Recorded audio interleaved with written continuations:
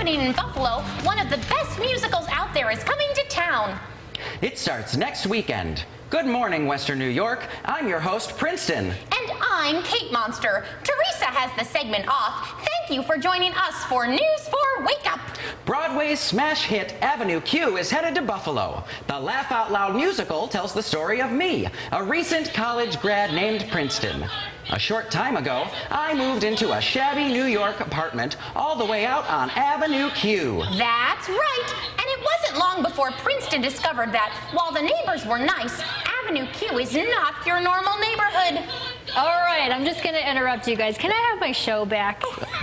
These guys are trying to take over the show. Good morning. If you're just tuning in, I am Teresa Weekly here on News 4 Wake Up, and I have some of the cast of the Tony Award-winning show Avenue Q helping me out this morning. We have Kate Jakiel here, who plays Kate Monster, and Mark Sacco playing Princeton. Hello to both of you, Princeton, Kate, Mark, Amy. Thanks so much for being here. Excited that you guys are in town to put on Avenue Q for us. What do you think, if someone has never heard about this show or seen it, what is the most important thing that they should know? Avenue Q it's lots of fun for all ages, definitely not too young. It's very much in line with sort of a Sesame Street feel, while not affiliated at all. It is almost like a Sesame Street for grown-ups. It deals with adult issues in a very funny but also heartwarming way. So we see both of you on stage with the puppets, right? Correct. So tell me a little bit about that experience for you, Mark.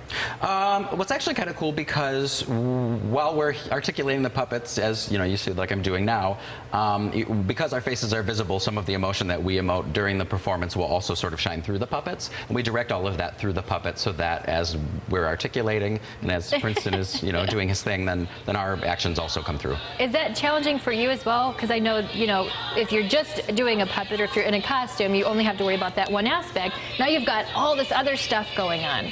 Yeah, it was very difficult for us early on. I think most of us didn't have a lot of puppeteering experience. It's physically exhausting, but I think as an actor, we've had this really sort of magical experience where it's, to steal Mark's words, it's the least self-conscious a lot of us have felt on stage, because while you are yourself, you have this sort of furry friend in front of you that's kind of stealing the show. Yeah, we're taking the background. I mean, you really should stop noticing us at a certain point in time. What do your audiences seem to enjoy most about Avenue Q? I think that they just really enjoy the silliness of it. It's sort of a satire about the trials and tribulations of adulthood, told through these these instruments that sort of make difficult topics a little bit easier to palate. And so I think people find a lot of humor in things that they would normally find a little bit maybe inappropriate or awe-inspiring. Give me one topic. I know you can't say too much, but just one little topic that you think we applies. cover the whole gamut of adult issues. I mean, losing your job, right, breaking up with someone, okay, trying to find your purpose. Got it. Yeah.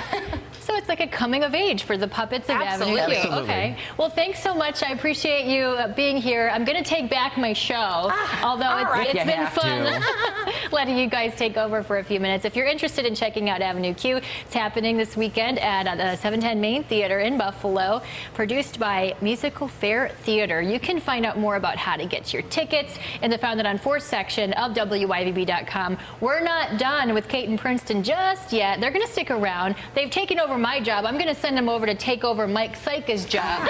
Stay tuned for that. Still ahead on News 4 Wake Up.